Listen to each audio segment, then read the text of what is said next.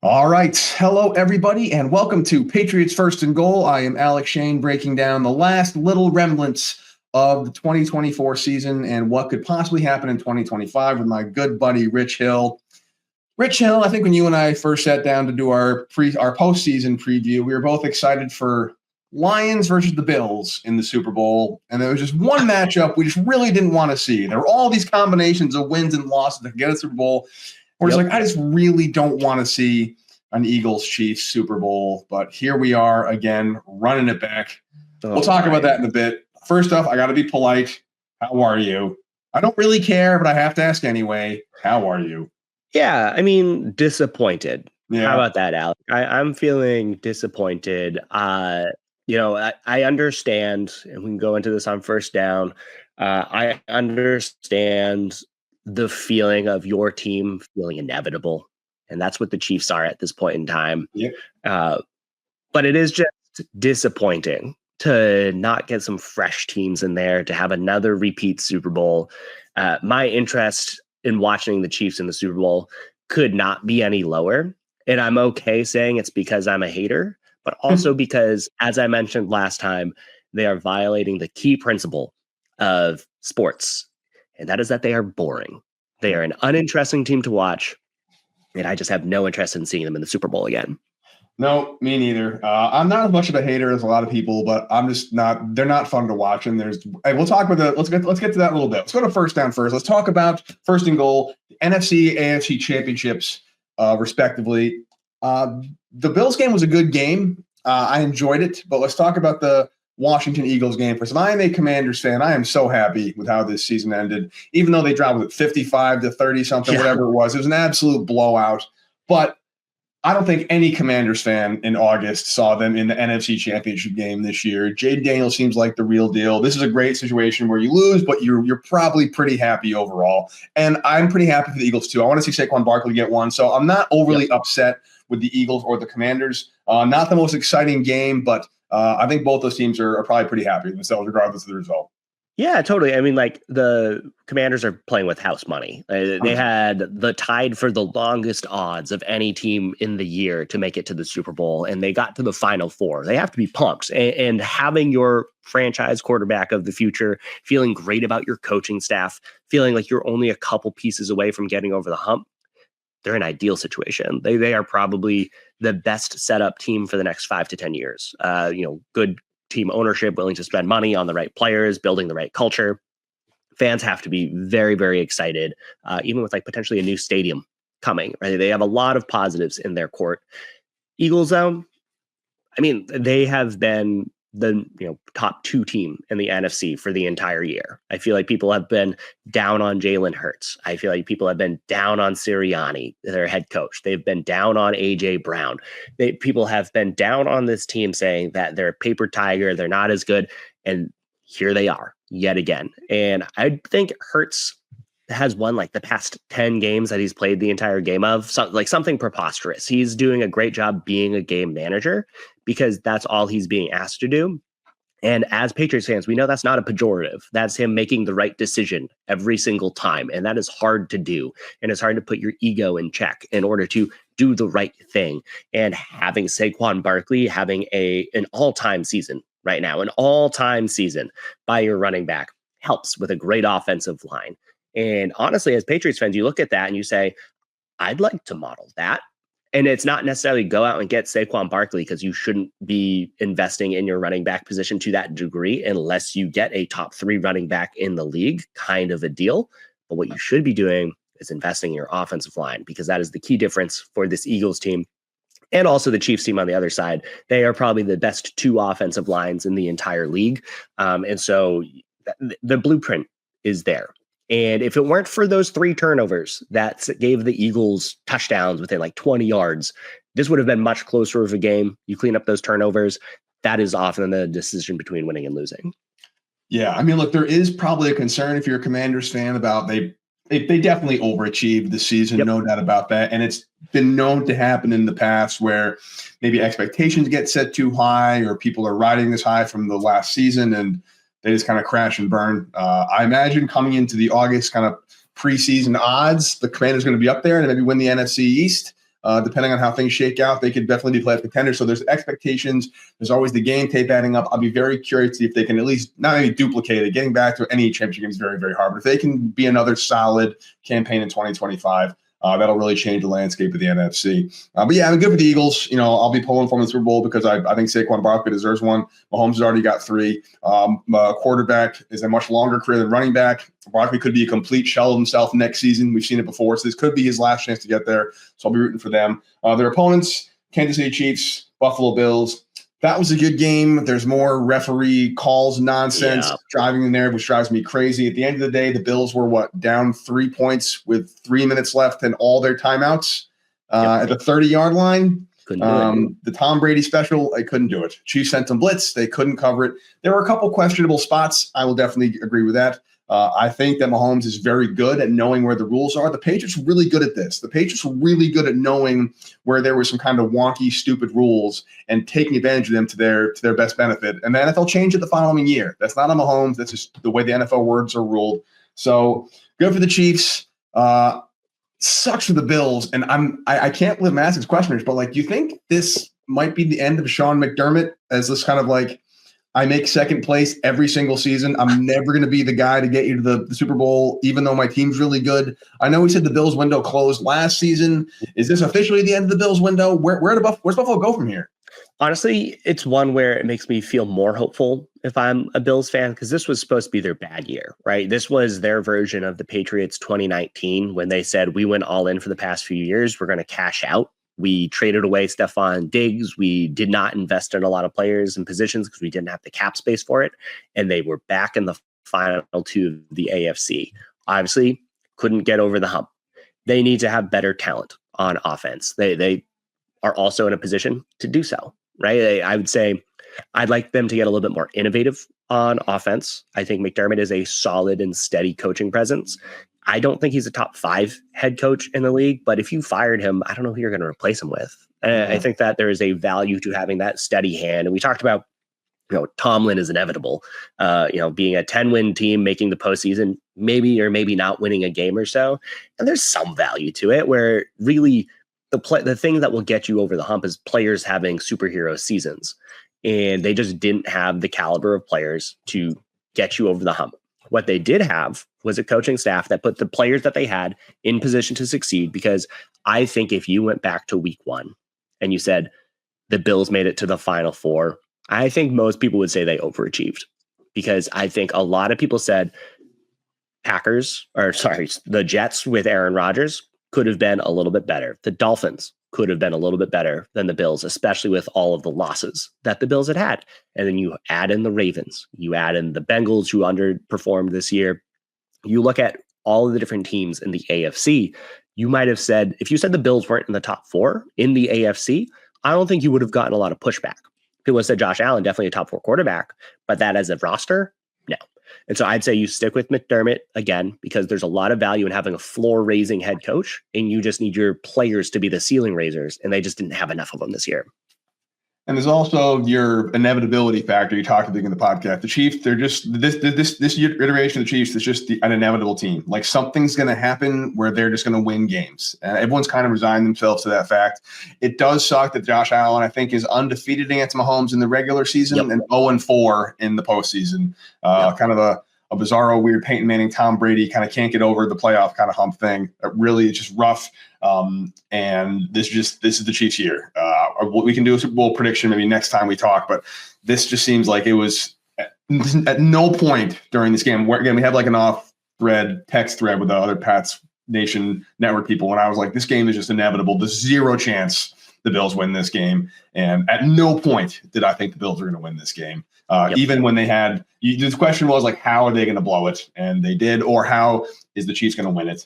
And I feel like we're going to be saying much of the same thing next week. But again, good for the Chiefs, because good teams, they find ways to win games. They just do. They don't have to be pretty about it. They don't have to be sexy about it. The 2018 Patriots, I'm saying it ad nauseum. Exactly.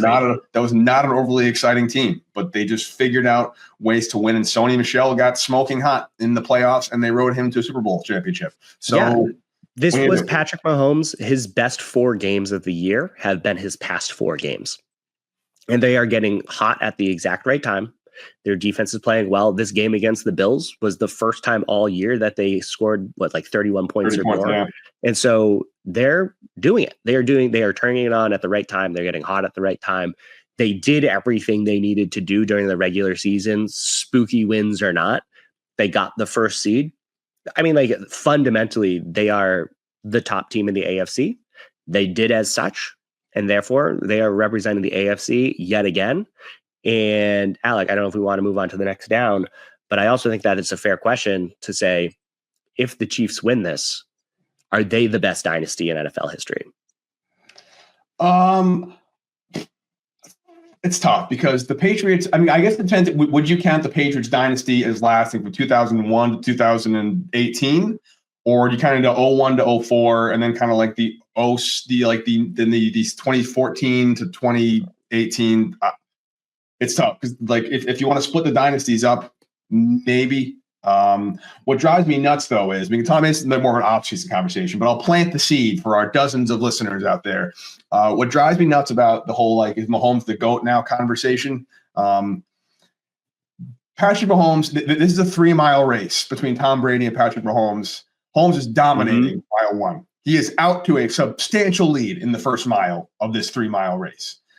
He hasn't won the race yet. People are acting like he did win the race, and they're using the exact same logic they used to discredit Brady for 20 years. And that's what drives me crazy. The way that people move the goalposts to keep Tom Brady not the GOAT for 20 years, and then he finally pried GOAT status out of their cold, dead hands after his 7th Super Bowl ring in Tampa.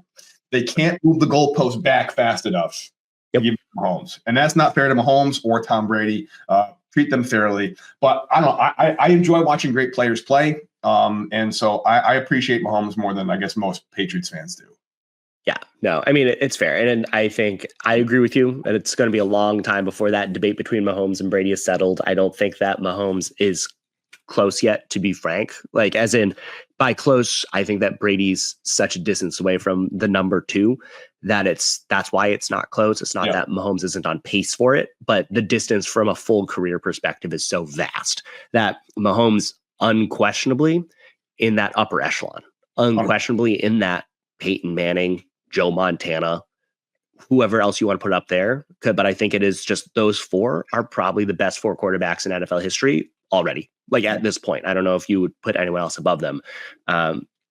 If he wins this one, I would feel comfortable putting him ahead of Joe Montana. I would have no problem if people are like, I'd like to put him ahead of Peyton Manning. I'd say maybe let him play for 5 more years, but absolutely it's a possibility. If they were like, he's on pace to beat Brady, I would say that's a long ways to go. That is a second half of a career having to match his first half of the career. And I think that is one thing. But from a dynasty perspective, I think that there's a lot of value to a team making 5 Super Bowls in 6 years and winning 4 of them plus a 3-peat.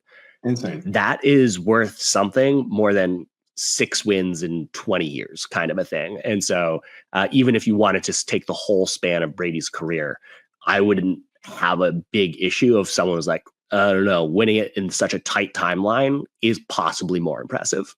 No, it is. But they have to win it first. So I guess we're having this conversation preemptively, but they're in the Super Bowl and they have to win the Super Bowl to have this conversation be relevant. So let's get the second down first, Rich Hill. The Super Bowl itself brought to you by Prize Picks, the best place to get real money sports action. With over 10 million members and billions of dollars in awarded winnings, Prize Picks has made daily fantasy sports accessible to all because you just pick more or less on at least 2 players for a shot to win up to 1,000 times your cash. You can run your game all season long on Prize Picks. You know what game is coming, and it's now or never for football. It's the last football game of the season, and you have to win cash with Prize Picks. It's giving away a free pick for the big game, one where the starting quarterbacks will only have to throw 1 yard to win. If you are correct on at least one more stat projection in that 1 yard, you can win real cash. So check out the promos tab to tail any of our Super Bowl, Super Sweat, Millie winners, big game lineups. If you tail a lineup that goes 3 for 3, you can win a split of $1 million in promo funds. Prize Picks puts their members first, so all withdrawals are fast, safe, and secure. That means when that big pick hits, you can get your money in as little as 15 minutes, and Prize Picks now offers MasterCard for quick and easy deposits into your account all sports season long.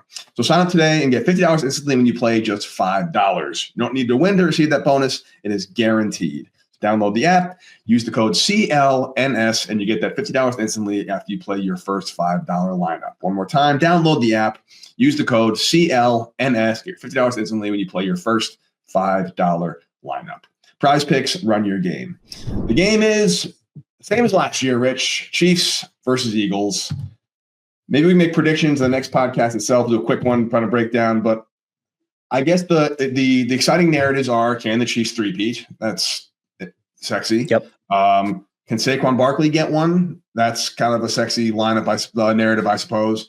But we talked about in the early part of the podcast of all the combinations of Super Bowl matchups that could have iterated out of this playoff tournament.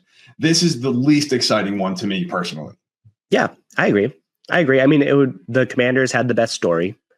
Josh Allen would have the biggest legacy defining game if he were to both overcome Mahomes and win the Super Bowl. I think people are kind of Chiefs out, especially because they're unexciting. It would be different if they were if you took Lamar Jackson and the Ravens offensive season and you put that with Mahomes and the Chiefs, and then they were en route to three-peat. That's a very different story. That is a very different story. I think Mahomes is having one of the most uninspired seasons of his career from a production standpoint. In part, they just don't have the horses. The Eagles do. I think the Chiefs are as vulnerable as possible, but we've seen this time and time again that they've found a way to get away with it. And they stick around long enough, and then shenanigans happen, and then they pull it off at the end. And I think that would be the most frustrating Super Bowl to me. I think what I would love to have happen is a repeat of Super Bowl 50, where the Broncos got walked off the field by the Seahawks. And that was, obviously they came back and they won the Super Bowl 2 years later. But what I would love to see is something like that happen. I think that would be, for me, a way more exciting Super Bowl than to see just an ugly, low scoring affair where then all of a sudden Mahomes leads a 30-second drive at the end of the game to kick a field goal to win it. That to me would just be like, we've seen that story so many times. I don't really care for it again. I want to see something different. I think we saw last week with what the Eagles did against the Commanders that they could do it. They have the horses. They can figure it out. The question is, can they avoid making the mistakes that allow the Chiefs to stick around and pull it off at the end? Yeah, the mistake-free football. I think the Eagles are going to win this one. They need to kind of take what was the Eagles' Patriots Super Bowl? Whatever number that one was when they 52. 52. When they decided before the game, we're not going to punt. We're going to go for it on every single fourth down. We're going to empty our entire playbook out, throw some chick plays out there, go for it all the time, play perfect football, and hope the Patriots make a couple mistakes. And that's exactly what happened in that game. And credit to Philly, right? That was the exact result. Brady threw for like 8 million yards in that game, and it was basically that strip sack at the end ended up deciding it. I think the Eagles might need to do a similar game plan, or maybe Saquon Barkley has a career day and they duplicate that 2007, 2008 Dolphins Colts strategy where the Dolphins had the ball for like 48 minutes of game time and the Colts still won because Peyton Manning was Peyton Manning. Maybe they can do something along those lines. But there is that feeling of just that, like, no matter what the Eagles do, like one turnover, game over, one like fourth down stuff, game over. On the plus side, we'll talk about the Bills-Chiefs game. A couple of 3rd and 1, 4th and 1s, controversial spots. The Eagles don't mess those up. They convert those 100% of the time. So if they can get to like 4th and 2, they can keep drives going, keep Mahomes off the field. But I imagine the game plan is just going to be ball control, and just get after it in every possible way, because it's not they're not playing the refs too. Everyone's sharp about that. It's more just they're playing themselves, and the Chiefs are not going to make mistakes. And if you make one, they are going to make you pay for it. So they have to be kind of playing against themselves at the same time. Totally. I misspoke earlier. I wanted it to be Super Bowl 48, not 50. 48. 50 was the Broncos-Panthers, which was boring. What I think for the Eagles, is that you're right. They play mistake-free football. They have the ability to do it. They have a higher ceiling than the Bills. They have way better talent on offense at almost every single position. Obviously, Josh Allen, I think, is better than Jalen Hurts, but let's not undersell Jalen Hurts. Hurts is still a top 7 quarterback in the league. And it's a situation where if the Eagles can play their game, I think they win this.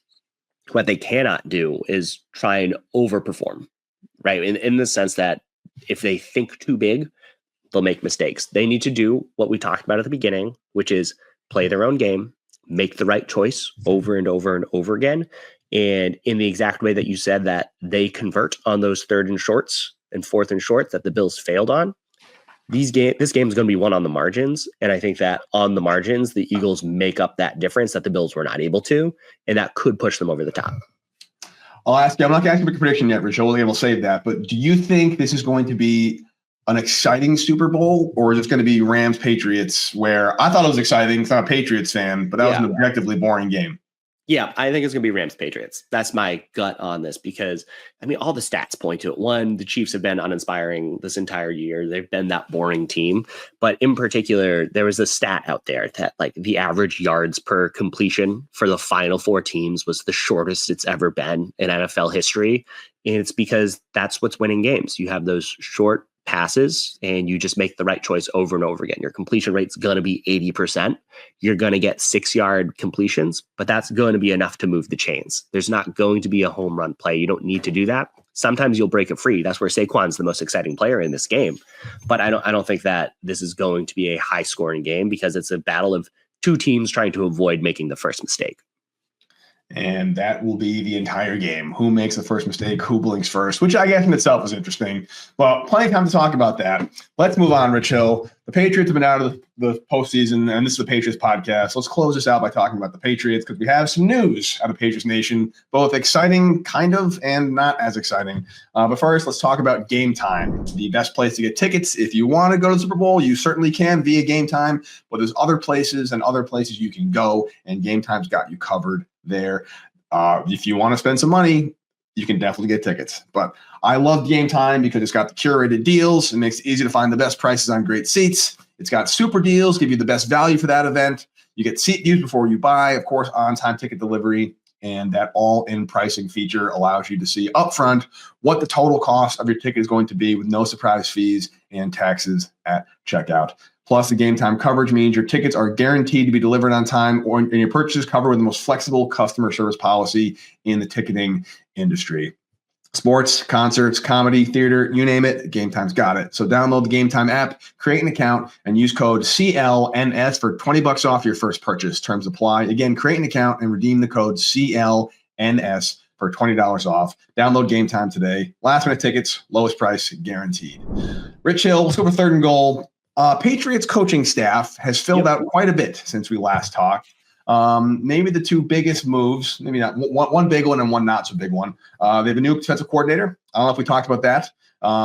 We also have an interesting hire in a TBD role in Doug Marrone, which I want to hear your thoughts on. But also, this is the first time since like 2000 there will not be a single Belichick on the sidelines. I don't know if that's like.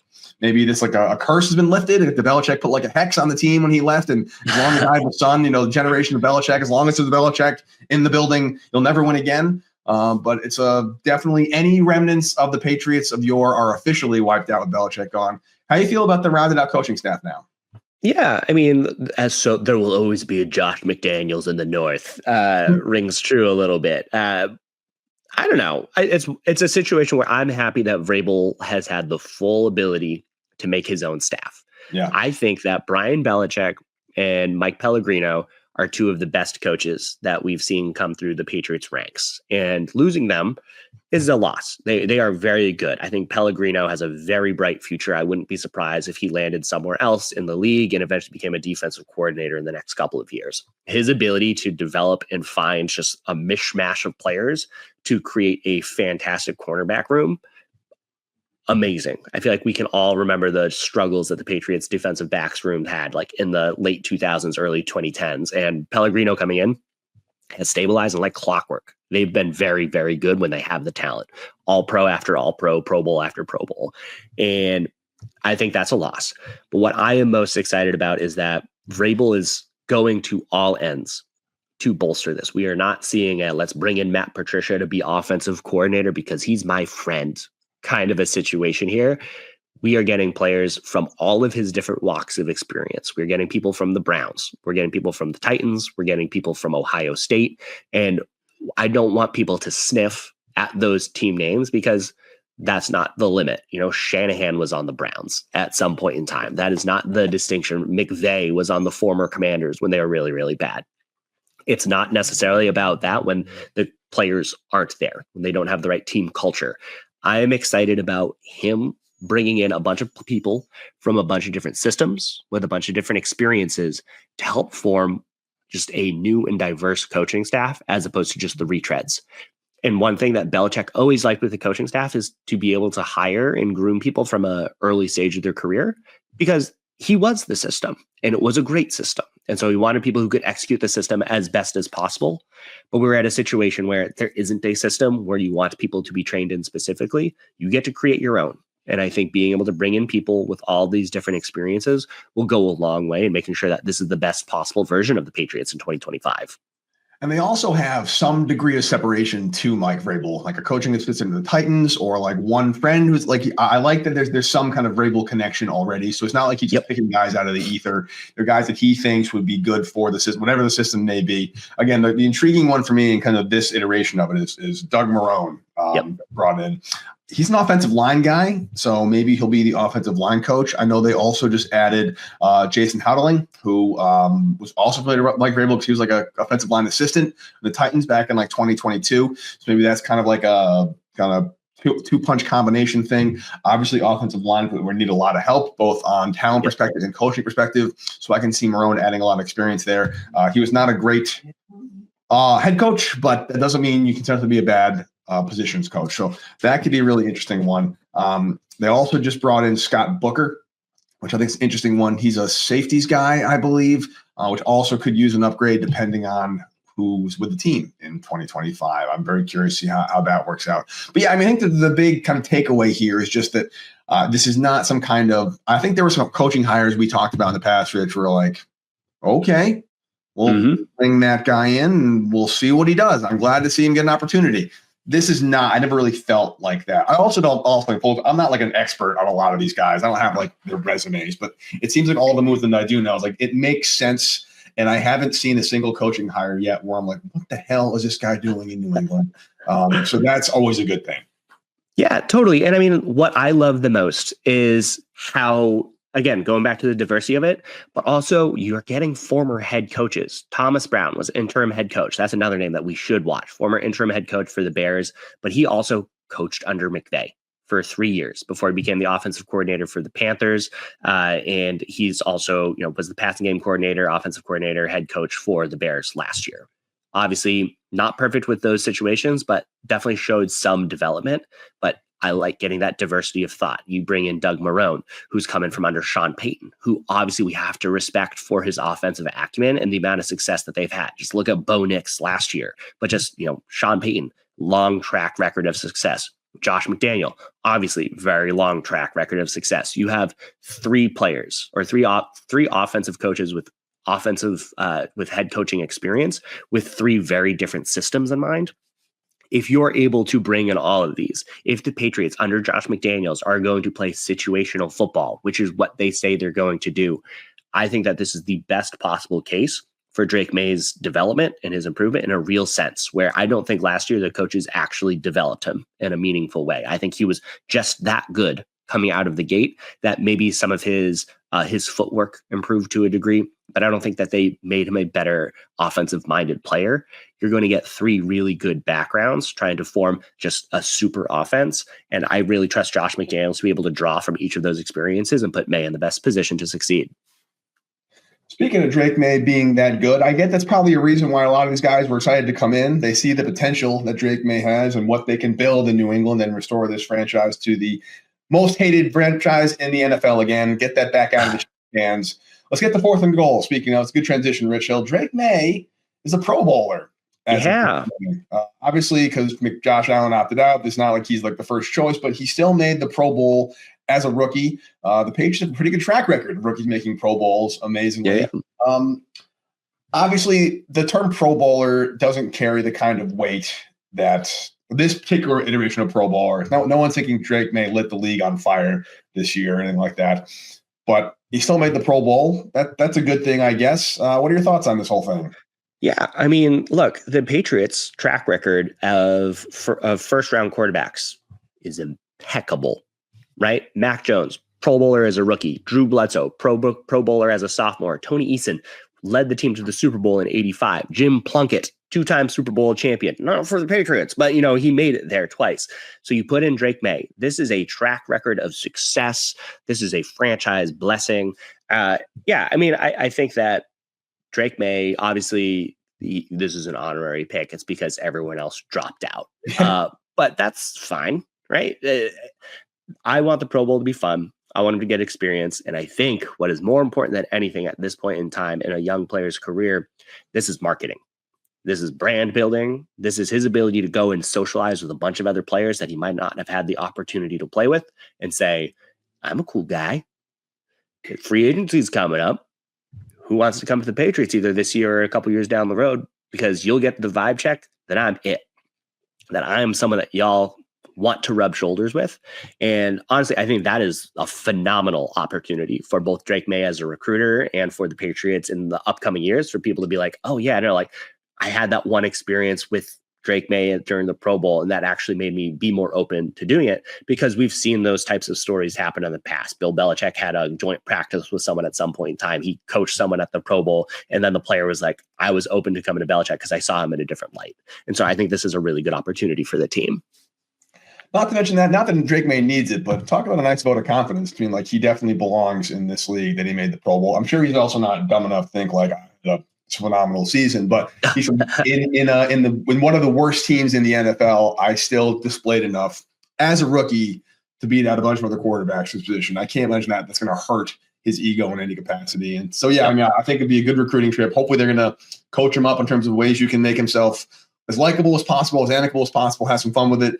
And I'd like to hope, based on the past couple of weeks, and this is kind of a nice feather in that cap of the last couple of weeks, that there's enough things happening in New England where it's not going to be the hot destination of the offseason, but it's going to be a place where the right player can be like, I want to go and do some cool things with this franchise. That makes it worth living in a high tax state in December for me. So, good stuff. Glad to hear it. That's kind of all I got about the Drake Maye Pro Bowl. It's nice, but no one's throwing him a parade just yet. I just hope that maybe it'll be the first of many Pro Bowls he makes. Top 6 quarterback in the league, Alec. That's what this means. As a rookie, no one can take it away from us. Never. That's all I got to Alec. Hopefully we'll do a Super Bowl breakdown next week, and maybe we'll have more final answers as the Patriots fill out their coaching staff. But Alec, until next time, you have a good one. You too, buddy. See you.